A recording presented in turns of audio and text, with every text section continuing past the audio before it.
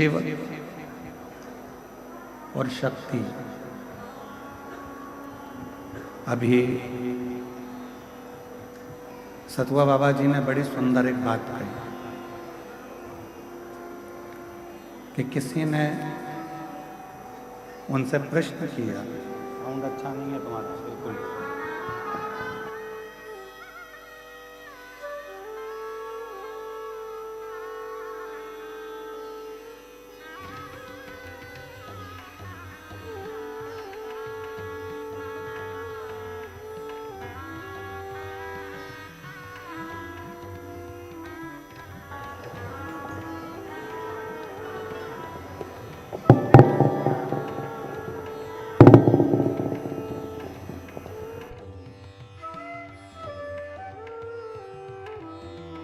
अभी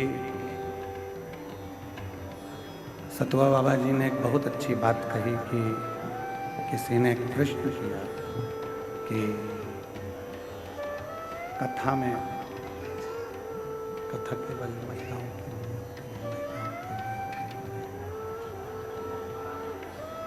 कथा केवल महिलाओं के लिए होती है या महिलाओं की है। तो सतुआ बाबा जी ने एक बड़ी सुंदर बात कही कि कथा श्रवण करने की शुरुआत भी अगर देखी जाए तो माता पार्वती जी ने ही प्रारंभ करी थी, जो माँ जगतजननी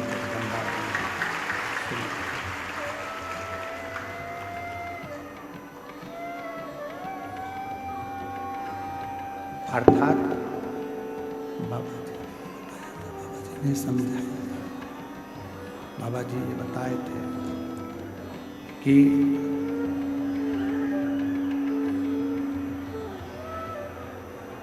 ऐसा कोई संसार का मानव नहीं है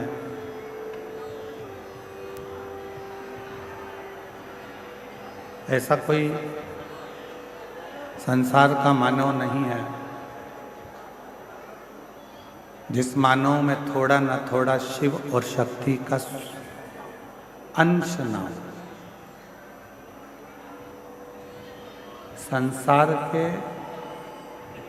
प्रत्येक जीव में, संसार के प्रत्येक व्यक्ति में, चाहे वो जलचर हो, थलचर हो, वायुचर हो या कोई भी जीव, उसके अंदर शिव और शक्ति का एक अंश जरूर रहेगा।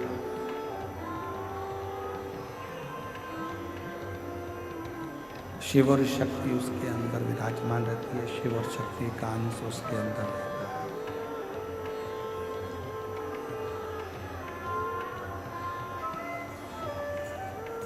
और जब तक शिव की करुणा नहीं होती है या शिव की कृपा नहीं होती है, शंकर करुणा नहीं करते हैं, शिव कृपा नहीं करते हैं,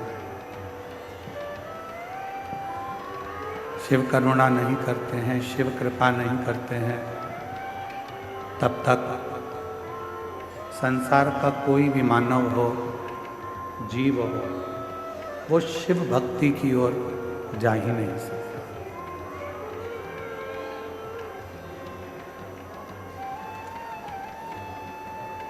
शिव भक्ति के लिए प्रेशर खोलो जिससे अंदर का साउंड का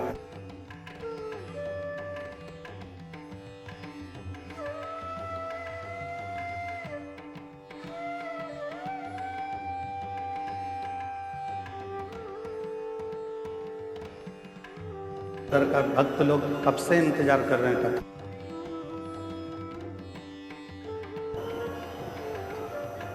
शिव और शक्ति, ये दोनों प्रत्येक संसार के मानव के अंदर, जीव के अंदर, चाहे वो जलचर हो, थलचर हो, वायुचर हो, जीव जितने भी हैं उन सभी जीवों में शिव और शक्ति का निवास है। भगवान शंकर एक अंश रूप में, माध्य शक्ति एक अंश रूप में जीव के अंदर रहते हैं, जीव के अंदर रहते हैं।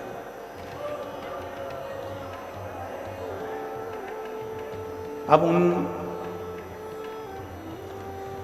जीव के अंदर जब शिव बचा हुआ है तो कहते हैं जीव ही शिव है और शिव ही जीव है। जीव में ही शिव रहते हैं, शिव में ही जीव रहते हैं। जब उनके भीतर शिव तत्व एक ना एक दिन अंकुरित हो जाता है तो जो हमारे भीतर शिव बैठे हुए हैं, शक्ति बैठी हुई है, शिव और शक्ति, वो शिव और शक्ति एक हो जाते हैं और वो एक होकर इस जीव का कल्याण करना प्रारंभ कर देते हैं। जैसे एक चूल्हा होता है, लकड़ी की एक भट्टी होती है, एक चूल्हा है, उस चूल्हे के अंदर एक कोई छोटी सी चिंगारी रह गई होती है, कोई छोटी सी चिंगारी चूल्हे के अंदर है।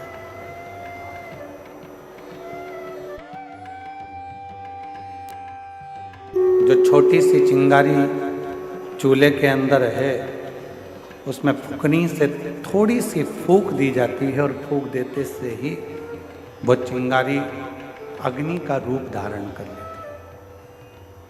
वो चूल्हा वापस जलने लगता है, वो अग्नि वापस जलने लगती है। केवल उसमें फूंक पड़ी और वो फूंक पड़ते से ही वो चूल्हे की जो अग्नि है वो प्रकट हो गई। चूल्हे की अग्नि जो है वो प्रकट हो जाती है केवल फूंक पड़ने से। उसी तरह शिव महापुराण की कथा का जो प्रागण होता है, शंकर जी की कथा का जो प्रागण होता है, शिव महापुराण की कथा का जो प्रागण होता है। आशीष, अंदर भी आवाज नहीं आ रही है तो बाहर क्या आवाज?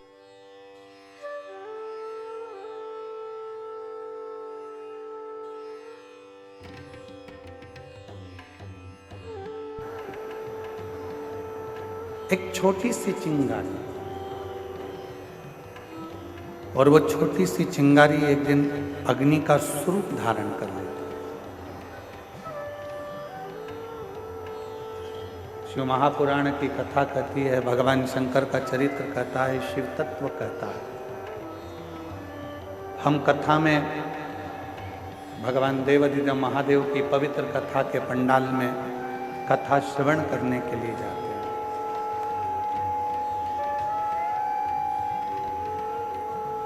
हम भगवान शिव की पवित्र कथा को श्रवण करने के लिए कथा के पंडाल में जाते हैं।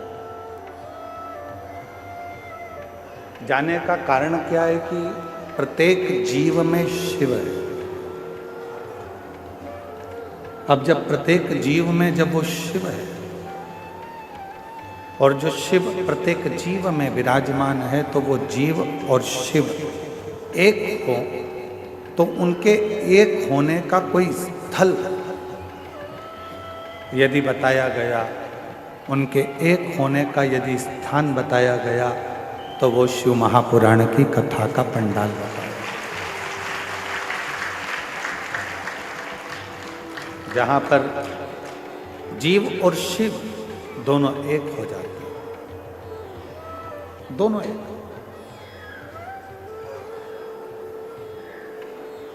कई लोग कहते हैं, गुरुजी हम जब भगवान शंकर का मंत्र जाप करते हैं, शिव नाम लेते हैं, शिव जी का स्मरण करते हैं, शिव नाम का स्मरण करते हैं, भगवान शंकर की विरल भक्ति को धारण करते हैं या शिव नाम को हम ग्रहण करते हैं, तो हम जब भगवान शंकर के मंत्र को या शिव के नाम को जब हम जपते हैं, शिव नाम को जब हम लेते हैं, तो क्या वो देवाधिदेव महादेव तक हमारा लिया गया नाम पहुंच जाता है?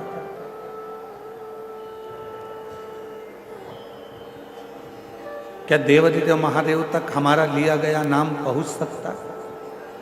तो पहले तो अपने भीतर से एक भ्रम निकालना,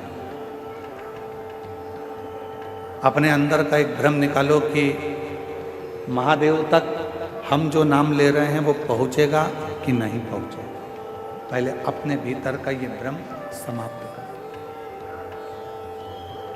मतलब आपकी दृष्टि में ये है कि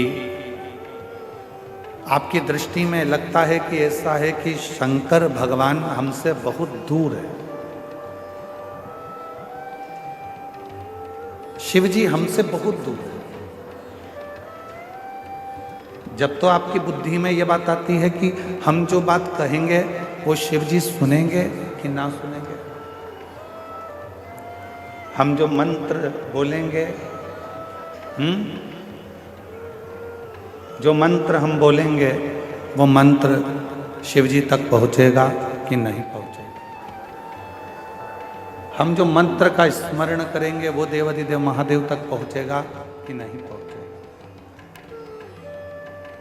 आपके भीतर यदि ये विचार चलता है तो मतलब आप ये विचार कर रहे हैं कि शंकर जी हमसे बहुत दूर है। पर शिव महापुराण की कथा कहती है, भगवान देवाधिदेव महादेव का चरित्र कहता है, जिस समय पर आप भगवान देवाधिदेव महादेव का स्मरण करते हो, उनको याद करते हो, उनका स्मरण करते हो, उस समय पर आपको लगता है कि शिव बहुत दूर हैं, तो उन तक हमारी आवाज़ पहुंचेगी कि नहीं पहुंचेगी।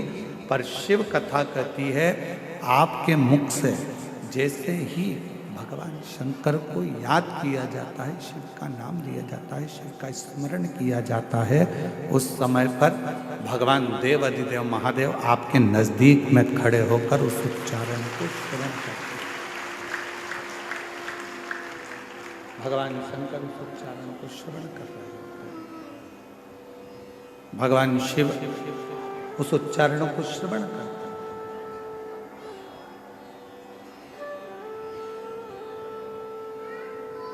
आवाज किन तक पहुंचना चाहिए? जो दूर है, जो करीब में है उन तक आवाज पहुंचाने की जरूरत ही नहीं पड़ती, वो हमारे अक्षरों को, हमारे शब्दों को देखकर भी समझ सकते हैं। ब्रह्मा जी ब्रह्मलोक में, भगवान विष्णु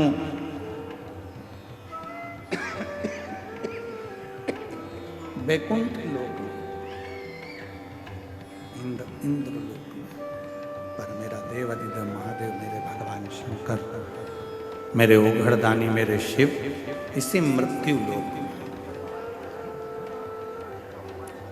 अब ब्रह्मा जी को यदि आपको कुछ कहना है तो भले तुमको तेज बोलना पड़ सकता है,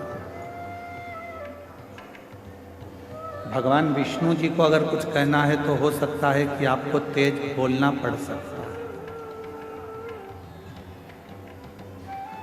पर यदि आपको भगवान शंकर से कुछ कहना है तो आपको तेज बोलने की जरूरत ही नहीं पड़ती, वो आपके पास में कंकर शंकर के रूप में विराजमान होकर उस बात को श्रवण करते हैं। बिल्कुल नजदीक में पहुंचकर, नजदीक में बैठकर उस कथा को श्रवण करते हैं, उस बात को श्रवण करते हैं। आपके नजदीक में खड़े होते हैं, नजदीक में बैठते हैं और कथा को सुनते हैं।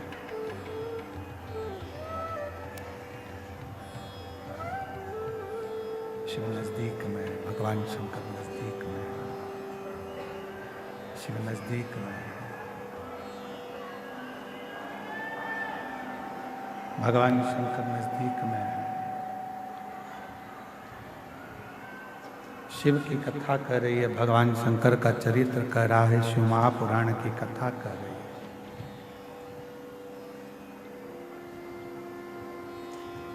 ध्यान नहीं रहा, इससे तो अच्छा रामायणी कुटी वाले महाराज जी के यहाँ का साउंड था, उन्हीं को लेकर आ जाते।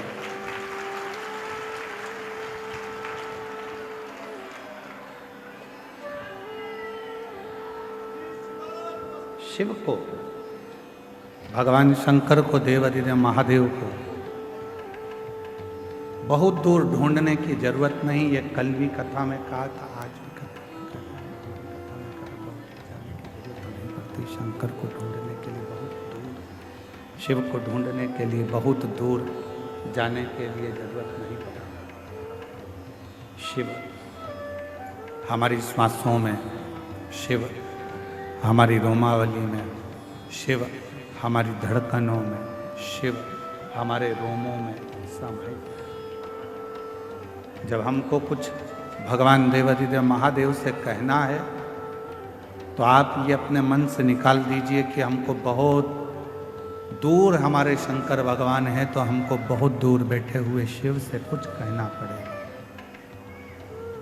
कुछ कहना नहीं, शिव से कहना एकदम सरल है। भगवान शंकर से कहना एकदम सरल है। शिव तुम्हारे नजदीक में, शंकर भगवान तुम्हारे करीब में, बिल्कुल नजदीक।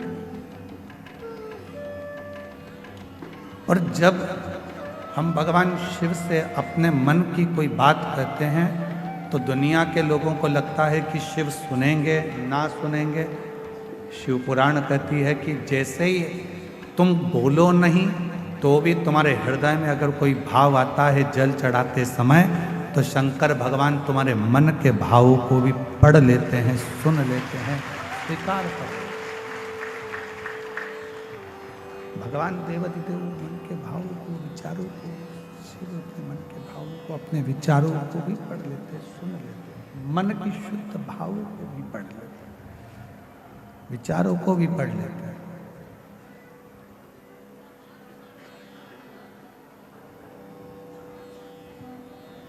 कोई कोई माताएं कहती हैं, गुरुजी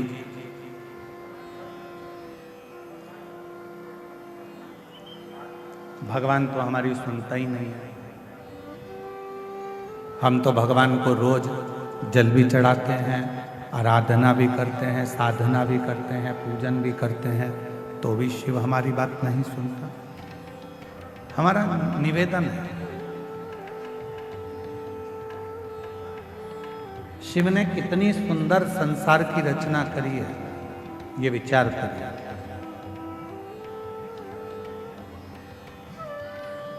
शंकर भगवान ने जो सृष्टि की रचना करी, शिव जी ने जो सृष्टि का निर्माण किया, वो कितना सुंदर। फूलों में परमात्मा कीड़े दे देता है।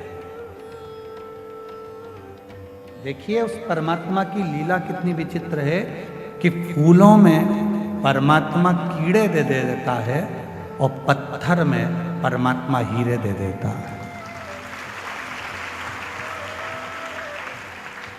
ये उस परमात्मा की कृपा, ये उस परमात्मा की दया है।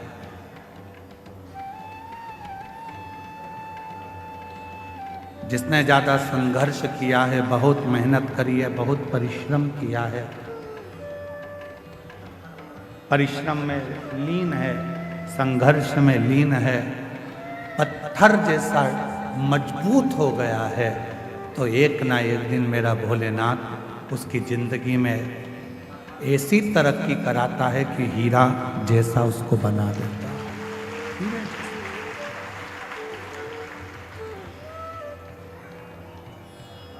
बस उसके लिए एक सबसे बड़ी बात है कि जब परमात्मा आपको हीरे जैसा बनाए तो आपके भीतर अभिमान ना आए, अहंकार ना आए।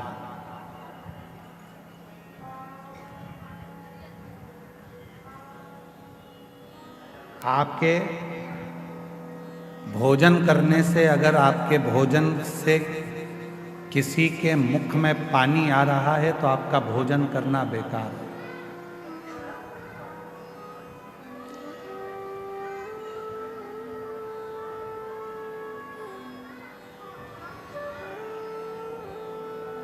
आपका भोजन करना बेकार है। आपके भोजन करने से यदि किसी के मुख में पानी आ रहा है तो आपका भोजन करना बेकार है, और यदि आपके बोलने से किसी की आंख में पानी आ रहा है तो आपका बोलना भी बेकार है।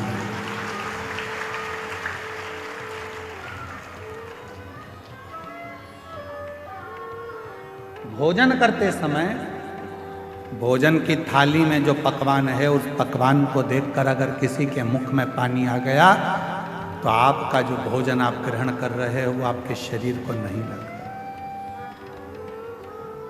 आपके शरीर को नहीं लगता। भोजन करते समय यदि किसी के मुख में अगर पानी आ गया तो आपका भोजन करना बेकार है, और बोलते समय यदि किसी की आंखों में पानी आ गया आपके बोलने से तो आपका बोलना भी फिर वो बोलना आपका बेकार है कि आपने क्या बोल दिया, क्या ऐसा प्रश्न कर दिया, क्या आपने कह दिया कि उसकी आंख में आंसू आ गया, उसके नैनों में जल, उसके नैनों में अश्रु, आपका वो बोलना ही बेकार है।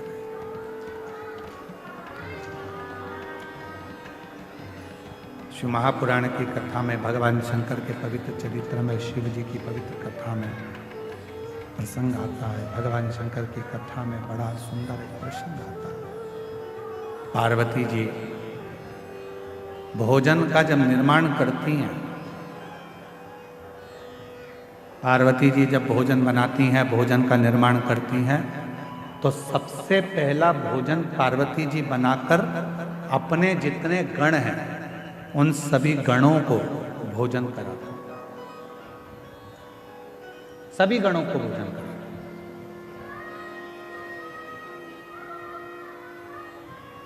हमको पिछले वर्ष का इस प्रयागराज की भूमि पर एक स्मरण आता है, और प्रयागराज की भूमि का भी और काशी में जो कथा हुई सतुआ बाबा गौशाला में, उसका भी हमको स्मरण आता है।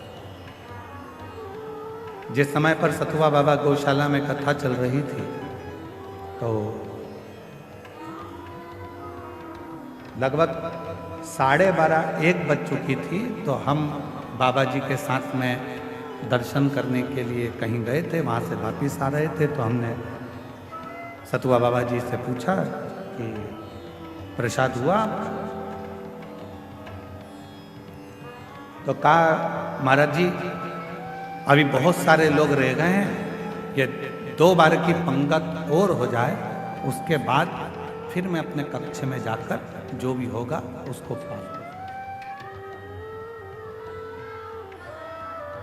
एक गुरु, माता, पिता ऐसा ही होता है, सबको खिलाने के बाद सब संतुष्ट हो जाते हैं, तब वो थोड़ा सा प्रसाद पाकर संतुष्ट हो। मैं सतुआ बाबा जी आपको धन्यवाद देता हूं इसके लिए कि आपकी अविरल भक्ति। अभी हम अंदर थे और आप माइक पे जब लगभग 12:30 बजे आप माइक पे कह रहे थे जो दरवाजे पर बैठा है वहीं बैठ जाए, जो रोड पे बैठा है वो वहीं बैठ जाए, अंदर आने का प्रयास ना करे। कोई वीआईपी नहीं है, ये आप माइक पे बोल रहे थे और पूरा माघ मेला सुन रहा था, पूरा माघ। उस परमात्मा के आगे कौन वीआईपी? आपको जहां जगह मिले वहां बैठो, कथा का रस तत्व ग्रहण करो। और सत्यता में बोले बाबा जी तो केवल एक कथा ये माघ मेले की या फिर आपकी काशी की ऐसी होती है जहाँ पर वीआईपी कल्चर कुछ नहीं होता, वहाँ केवल लोग प्रेम से कथा का रसतत्व ग्रहण करते, भाव से कथा आओ।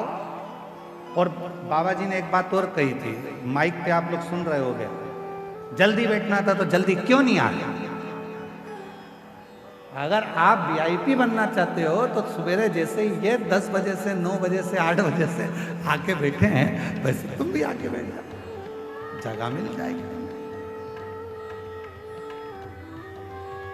भक्ति, विश्वास, श्रद्धा, दृढ़ता ये हमें शिव के करीब में लेकर जाती है, भगवान शंकर के नजदीक में लेकर जाती है, शिव तत्व की ओर लेकर जाती है, शंकर के करीब में लेकर जाती है।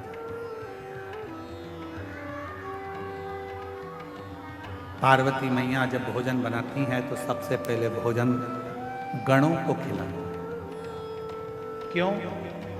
जब मेरे भोले बाबा भोजन करें तो गणों के मुख में भोजन को देखकर जल जाए।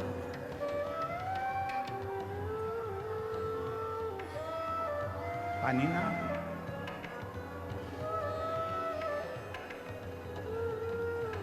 और गण जब भोजन ग्रहण करने के लिए बैठते थे, भोजन ग्रहण कर लेते थे और भोजन ग्रहण करने के बाद में बाबा का जो प्रसाद बचता था उसको कणका मात्र सारे ग्रहण करते थे। जितने गण थे वो लेते थे, माँ देवी भी लेती थी, गणेश जी भी लेते थे, कार्तिकेय भी लेते थे और 33 कोटि देवता भगवान शंकर के प्रसाद को लेने के लिए तत्पर खड़े रहते। इसीलिए शिव महापुराण की विद्येश्वर संहिता में लिखा है कि केवल देवों में देव एक महादेव ऐसे हैं कि जिनका प्रसाद तुम्हारे हाथ में अगर आ जाए तो उसको खाने में एक क्षण की भी देरी मत करना, उसी क्षण उस प्रसाद को खा ले। ये शिव महापुराण की विद्येश्वर संहिता में लिखा हुआ भगवान भोलेनाथ। ये विद्येश्वर संहिता में, शिव महापुराण की विद्येश्वर संहिता में लिखा हुआ। सारे देवताओं का प्रसाद रात को रखा जा सकता है। सत्यनारायण भगवान की कथा हुई, उसका प्रसाद 2-3 दिन रख लोगे चल जाएगा। देवी जी का कोई अनुष्ठान हुआ, उसका प्रसाद 2-4 दिन रखोगे चल जाएगा। नारायण भगवान का अनुष्ठान हुआ, उसका प्रसाद 2-4 दिन रखोगे चल जाएगा। राम जी का कोई उत्सव मनाया, प्रसाद 2-4 दिन रखोगे चल जाएगा। भगवान कृष्ण का प्रसाद 2-4-8 दिन तक रखोगे चल जाएगा। पर शंकर भगवान का प्रसाद चाहे पशुपति व्रत का हो, 16 सोमवार व्रत का हो, संकट सोमवार व्रत का हो, चाहे प्रदोष व्रत का हो, सोमवारी व्रत का हो, चाहे अष्टमी सोमवारी व्रत का हो, शिव जी का प्रसाद पूरी रात नहीं रखा था। रात के पहले, मध्य रात्रि आने से पहले उस प्रसाद को पूरा समाप्त करना पड़ता। पूरे प्रसाद को समाप्त करना पड़ता, पूरे प्रसाद। और आप में से कई माताएं ऐसी होंगी जिन्होंने 16 सोमवार का व्रत करा। आप में से कई माताएं ऐसी होंगी जिन्होंने 16 सोमवार का व्रत करा होगा। कितनी माताएं जरा हाथ उठाओ 16 सोमवार करी हुई? रखो। आप लोगों को तो मालूम होगा ना कि 16 सोमवार का जब उद्यापन करती हो, जो प्रसाद बनता है उसको रात भर नहीं रखते। उसी जितनी मेरी माताएं आती है 16 सोमवार के उद्यापन में, उनको खिलाकर, रिश्तेदारों को खिलाकर, रिश्तेदार को खिलाकर, कुटुंब को खिलाकर, नातों को खिलाकर, रिश्ते को खिलाकर, वो सारा व्रत का जो उद्यापन का प्रसाद होता है, उद्यापन का जो प्रसाद होता है वो पूरा की पूरा उसको समाप्त कर दिया जाता है, उसको विराम दे दिया।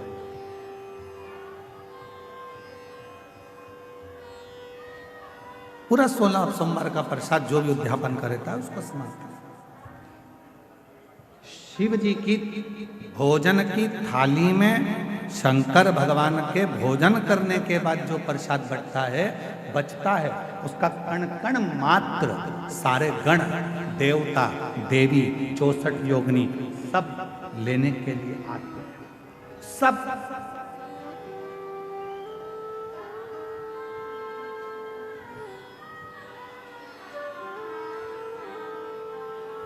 एक होता है विषाद और दूसरा होता है प्रसाद। जो जोड़ने से मिला वो विषाद, जो छोड़ने पर मिला वो प्रसाद। ध्यान देना थोड़ा सा। जो जोड़ने से मिला वो विषाद। धन जोड़ा विषाद होगा, कपड़े जोड़े विषाद होगा, वैभव जोड़ा विषाद होगा, सत्ता जोड़ी विषाद होगा। जो जोड़ने पर मिल रहा है वो विषाद है, और जो छोड़ने पर मिल रहा है वो सब प्रसाद की गणना में आता है। वो प्रसाद, विषाद बटोरा जाता है, प्रसाद बांटा जाता है।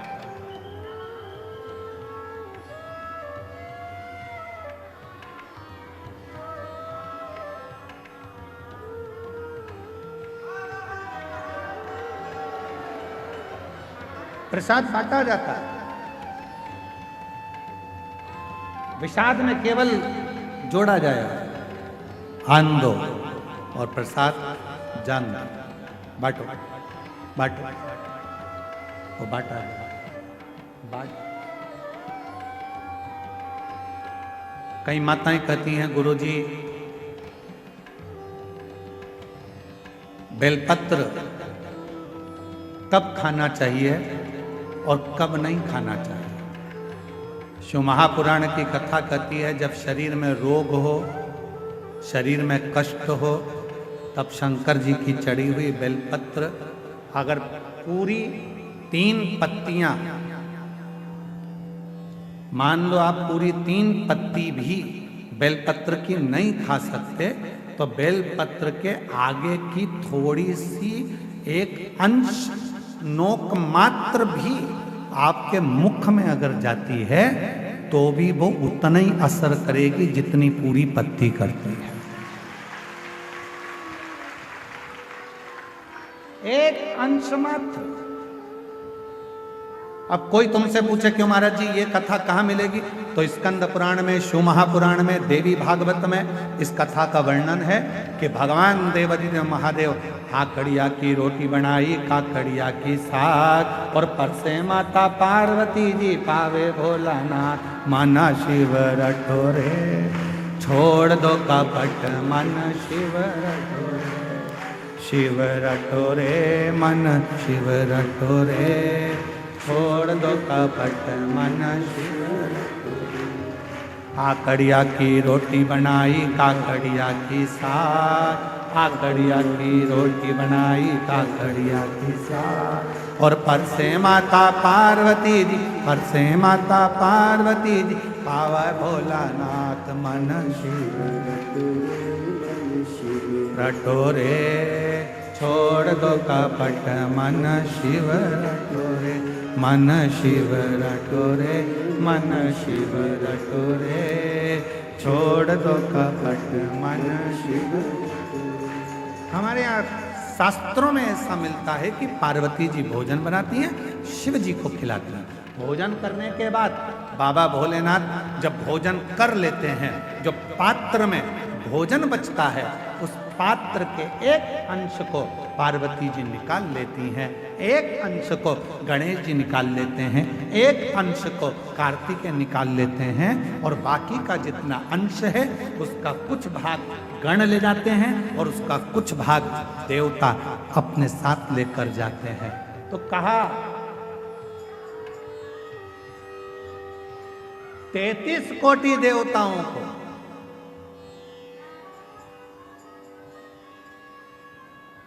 भोजन की थाली का कितना भाग मिलता था, जरा ध्यान से सुनना प्रयागराज वाले।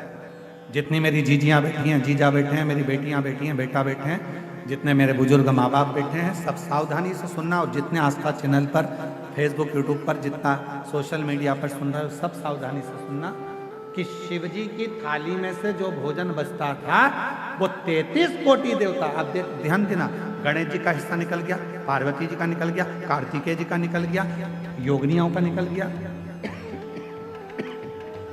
गणों का निकल गया, उसके बाद में देवताओं का हिस्सा।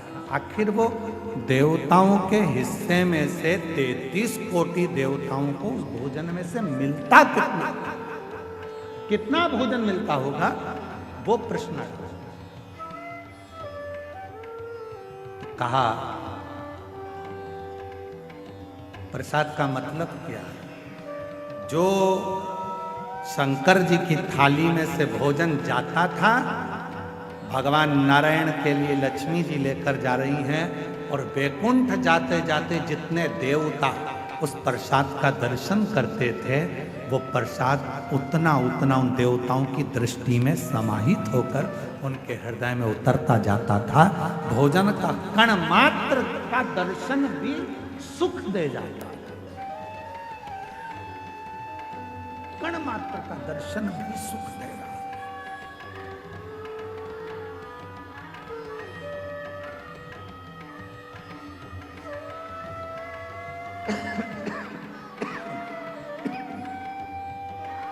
एक कण मात्र का दर्शन। हमने देखा है जिनके नाम लिए जाते हैं, पत्र पढ़ा जाता है, जब वो बेलपत्री लेने के लिए आते हैं और बेलपत्री लेकर जाते हैं तो कई माताएं कहती है उस बेलपत्र का दर्शन करा दो। बेलपत्र लेकर जाने वाला पूछता है कि बेलपत्र का दर्शन कर कर क्या करोगे? हमने शिव पुराण में पढ़ा है, उमा संहिता में वर्णन है, कौमार खंड में भी वर्णन है कि शिव जी के प्रसाद का मात्र दर्शन कर लेने से भीतर के सारे विषाद समाप्त हो जाते हैं।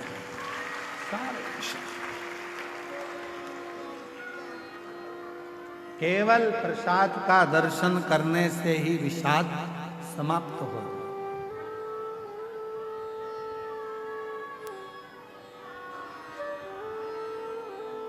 आप लोग रोज रोज अगर बेलपत्री खाओगे, भाई स्वास्थ्य खराब है तब थोड़ा सा अंश ले लो, रोज रोज खाओगे तो मुख में छार छार सा हो, कई बार स्वाद नहीं आता, फिर भोजन कई बार जिह्वा छारी छारी सी हो जाती। रोज क्यों खाना?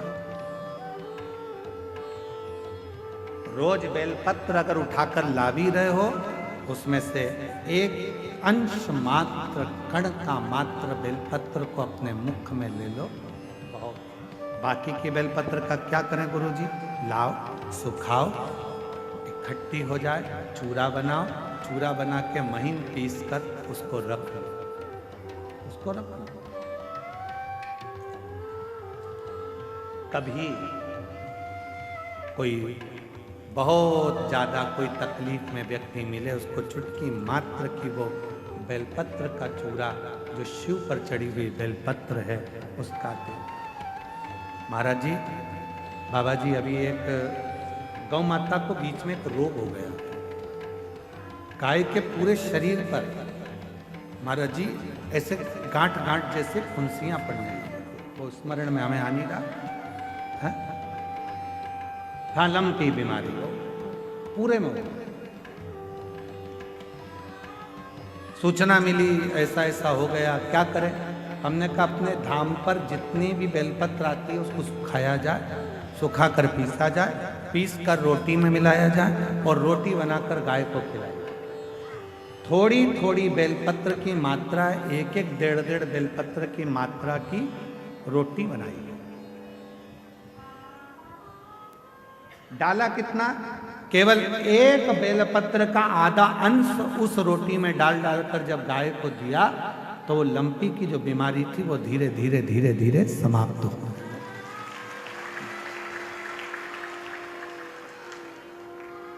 दवाई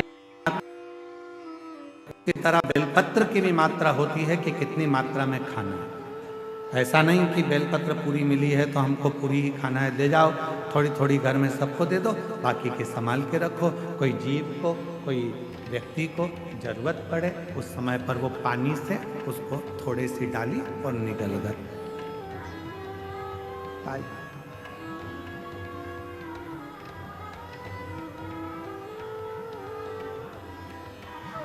कुछ मात्रा,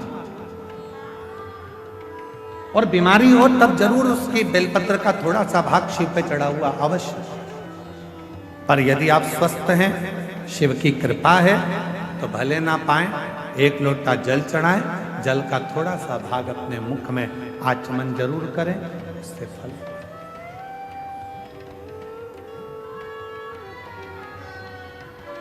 एक माता यहां बैठी है जिसको डॉक्टर ने मना कर दिया था कि तुम मां नहीं बन सकती।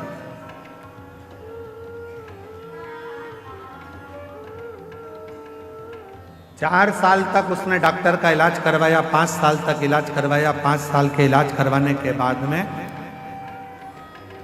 फिर 8 साल तक इलाज करवाया, 10 साल तक इलाज करवाया, और 10 साल के इलाज के बाद में उसने इलाज करवाना बंद कर दिया। सोच लिया अब मेरे घर में औलाद नहीं हो सकती। फिर 3 साल तक मंदिर मंदिर, देवालय, शिवालय, ना जाने कहां कहां जाकर गोद भरवाई। ऐसे मिलाकर 13 साल हो। 13 साल के बाद उसने फिर मंदिर, देवालय, शिवालय, गोद भरवाना भी बंद कर दिया, घर में रहने लगी। ऐसे करते करते 20 साल हो। 20 साल होने के बाद में 21 साल होगा, 21 साल के बाद 22 साल होगा, और 22 साल के बाद उसने किसी ने एक क्लिप भेज दी मोबाइल पर कि सफेद आंकड़े की जड़ तुम रुका जी का नाम लेकर शिव जी के ऊपर 21 बार घुमाकर नंदी के पास खड़े होकर कमर में बांध ली जाए तो बाबा की कृपा से औलाद जरूर होती है। और उस महिला ने 22 साल के बाद वो क्रम करा और बाबा की कृपा से 22 साल के बाद औलाद का जन्म, वो बेटी।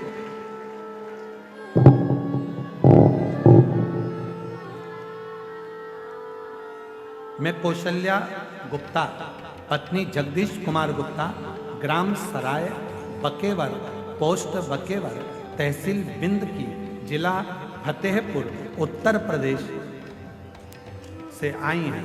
कहीं बैठी हो तो हाथ हिला सकती हैं जिनके घर में 21 साल के बाद औलाद हुई है, 21 साल के बाद संतान का सुख हुआ है। गुरुदेव, बहुत दुख झेला अपनी जिंदगी में। लोग मुझे बांझ कहते थे, लोग मुझे बांझ कहते थे, कोई अपनी संतान मेरी गोदी में नहीं देता था, लोग कहते थे इसकी औलाद नहीं। गुरुदेव, ऐसा कोई डॉक्टर नहीं बचा जिसका इलाज ना करवाया। आखिरी में तब आपकी कथा को श्रवण किया और सफेद आंकड़े की जड़ का प्रयोग करा और बाबा की कृपा से शादी के 21 वर्ष के बाद मुझे खुशी प्रदान हुई और 21 साल के बाद मेरे घर में संतान ने जन्म लिया। 21 साल। कहीं बैठी हो तो हाथ हिला सकती हैं, बच्चे का फोटो लगाया है वो आप देख सकते हैं। 21 साल के बाद मेरे घर में बाबा ने औलाद। एक पत्र और है वो भी देखिए।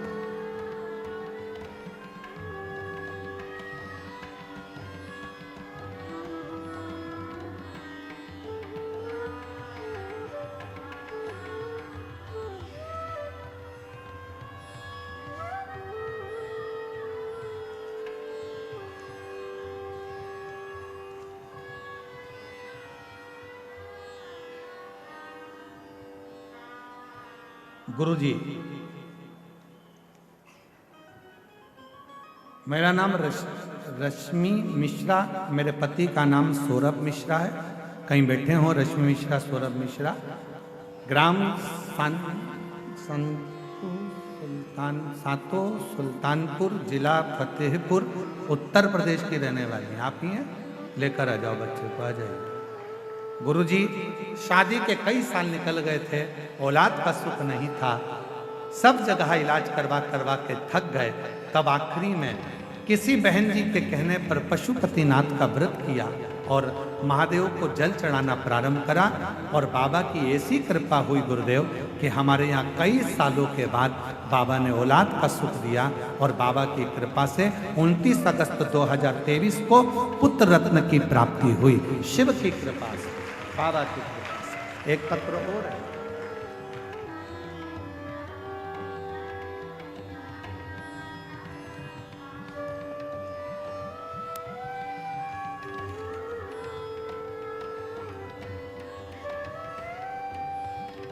तेरी कृपा का क्या है भरोसा, कब किस पर हो जाए, जरा सी हम पर कर दो, जरा सी हम पर कर दो।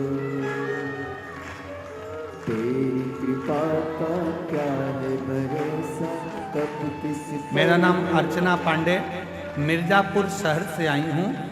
16 वर्ष तक मेरे घर में पुत्र रत्न की प्राप्ति नहीं हुई और बाबा की कृपा से सफेद आंकड़े की जड़ का प्रयोग और पशुपतिनाथ का व्रत किया, उससे बाबा की कृपा से 16 साल के बाद पुत्र रत्न की प्राप्ति हुई।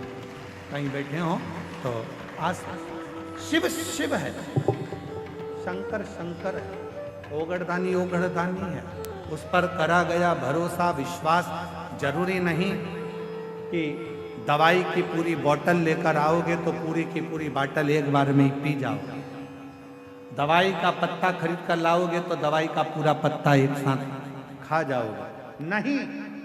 जैसे दवाई एक एक गोली ली जाती है, पीने वाली दवाई एक एक ढक्कन ली जाती है, चम्मच से ली जाती है, उसी तरह जब रोग बीमारी तकलीफ आए भी तो बेलपत्री का अगर थोड़ा सा भी अंश हमारी इस मुख से भीतर प्रवेश करेगा तो हमारे रोग को समाप्त जरूर करेगा, निश्चित। हमारे रोग को नहीं, हमारे रोग को समाप्त जरूर करेगा। एक विश्वास, एक भरोसा। 33 कोटि देवताओं में प्रसाद कैसे बंटता है? तो कहा केवल दर्शन ही मूल है, केवल दर्शन।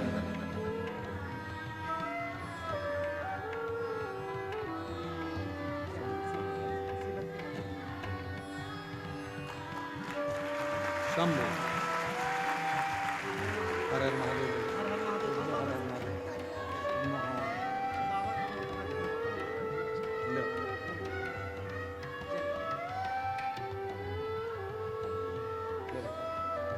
बधाई आपको बहुत,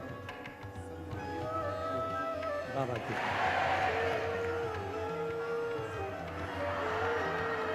बधाई।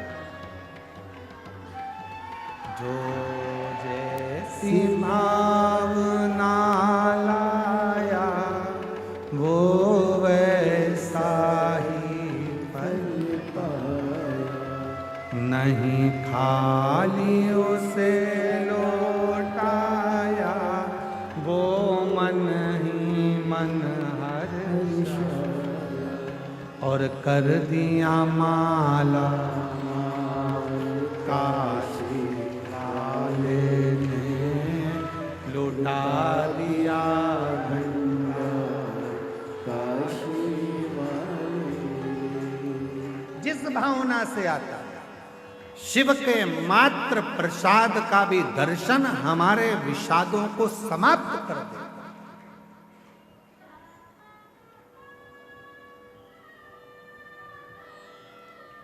फूल की माला पहनोगे अहंकार पीछे पड़ जाएगा, अभिमान पीछे पड़ेगा। बोलो बोलो, सही है कि गलत है? फूल की माला पहनोगे तो अहंकार अभिमान पीछे पड़ जाएगा। सोने की माला पहनोगे तो चोर पीछे पड़ जाएगा। और यदि रुद्राक्ष की माला पहनोगे तो मेरा महाकाल पीछे पड़ जाएगा।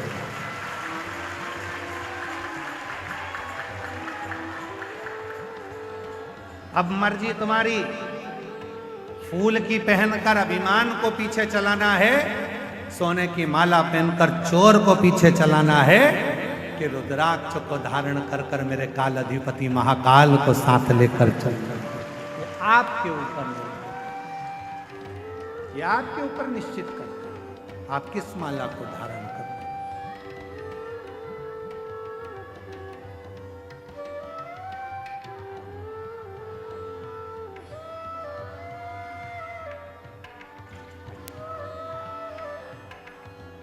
फूलों की माला से कभी कभी जीवन में एक ऐसा समय आ जाता है कि लगने लगता है कि इतनी माला पहने, इतनी।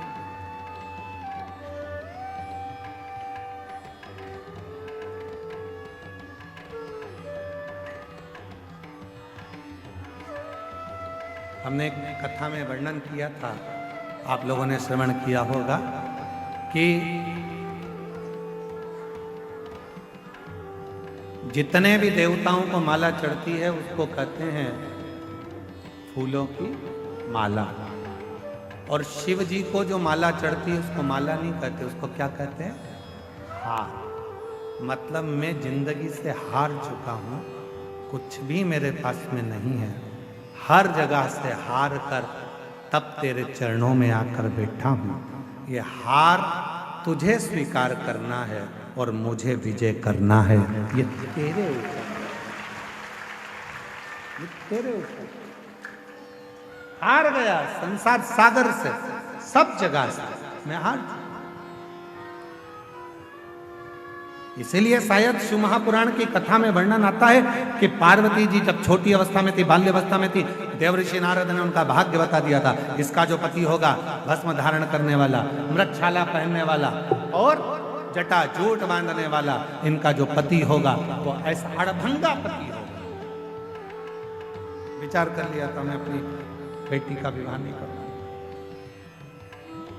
अपनी बेटी का विवाह नहीं करूंगा। विचार कर, मैं अपनी बेटी को नहीं करूंगा, मैं अपनी बेटी का विवाह नहीं करूंगा, मैं अपनी बेटी की शादी नहीं करूंगा। ये विचार कर लिया।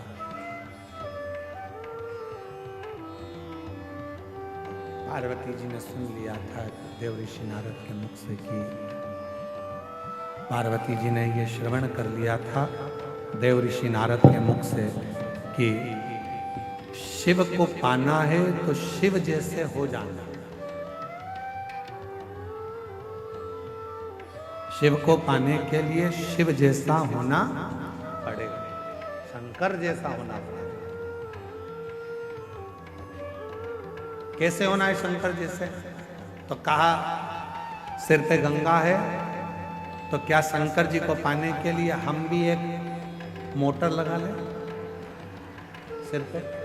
नहीं, गंगा मतलब शीतल, मतलब अपने भेजे को ठंडा रखिए।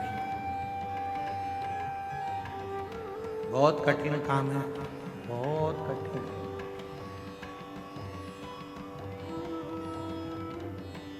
दुनिया का सबसे कठिन काम अगर कोई सा है तो अपने मस्तिष्क भेजे को ठंडा रखना, अपने मस्तिष्क को ठंडा रखना, ये दुनिया का सबसे कठिन काम, बहुत कठिन।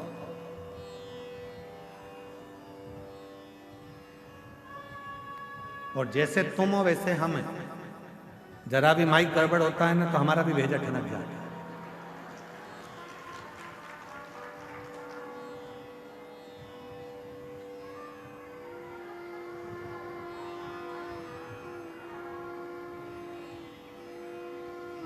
दुनिया का सबसे कठिन काम है अपने भेजे को ठंडा रखना।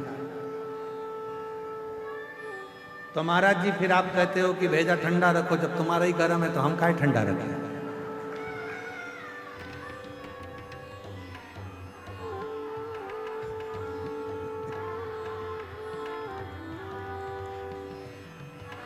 बाबा जी कह रहे परसा तैयार हो।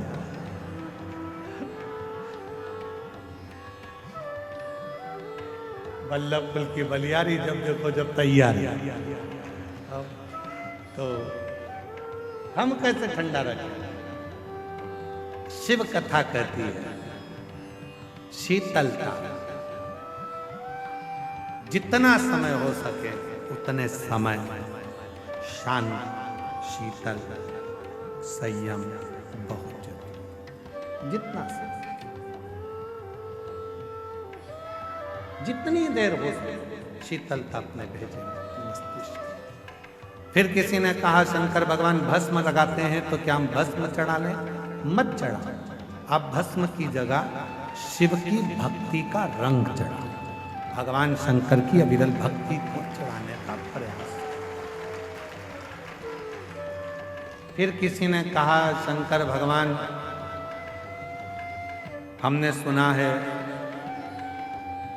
भांग चढ़ा लेते हैं, हम क्या चढ़ा? तुम्हें नशा करने की जरूरत नहीं है, क्योंकि शिव पुराण में लिखा है कि शिव जी कोई नशा नहीं करते। सतुआ बाबा जी ने छोटा सा पत्र भेजा है हमारे पास,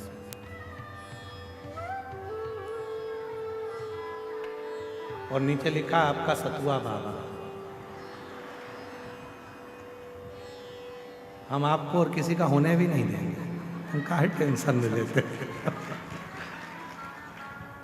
गुरु जी, आज के समय में नए नए बच्चे, नए नए बेटा बेटी नशे में बहुत ज़्यादा लिप्त होते चले जा रहे हैं। मेरा एक आह्वान इस व्यासपीठ से है सतुआ बाबा जी का कि कैसे भी अपने बच्चों को नशे से दूर रखो, नशा मुक्त हो, और हमारा एक एक नवयुवक, एक एक युवान बहन भाई नशे की लत को छोड़कर परमात्मा के भजन की, भक्ति की और अपने कर्म को करने की, अपने कर्म को करने की, एक लक्ष्य पाने का एक नशा होता है, लक्ष्य पाने का नशा।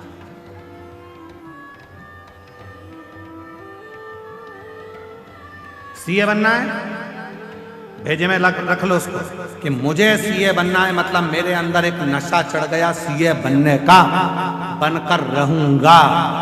जैसे नशे वाले व्यक्ति के अंदर एक तलब उत्पन्न होती है पीने की, खाने की, ऐसी ही एक तलब तुम्हें मंजिल तक पहुंचने की होना चाहिए कि मुझे वो कर, मुझे वो मंजिल तक पहुंचना। सीए बनना है, बनूंगा। सरकारी नौकरी करना है, करूंगा। एक पत्र है, अच्छा है, पहले उसको सुनो, बहुत अच्छा पत्र।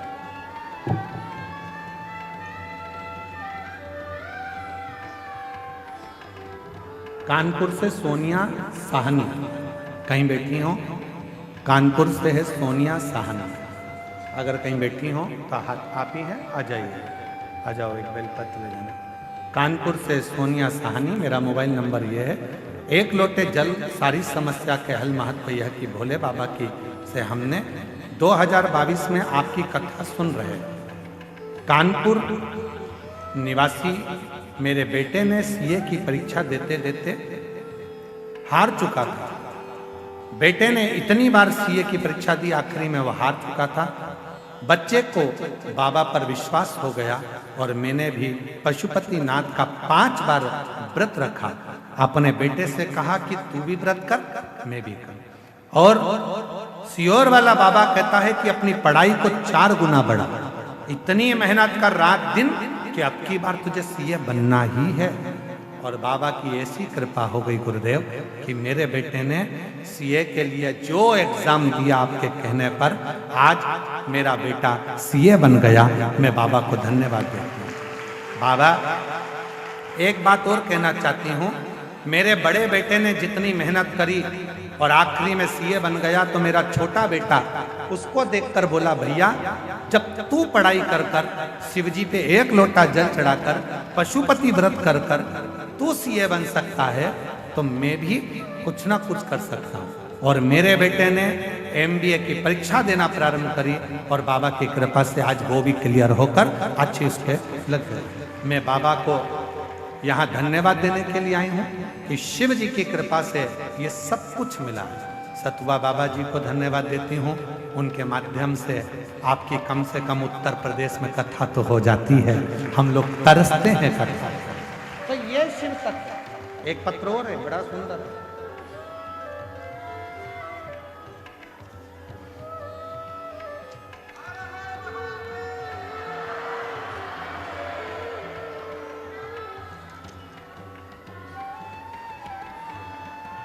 मेरा नाम कृष्ण मिश्रा, महादेव के चरणों को नमन करती हूँ। देव 2021 से शिव पुराण की कथा टीवी पर, मोबाइल पर सुनती हूँ।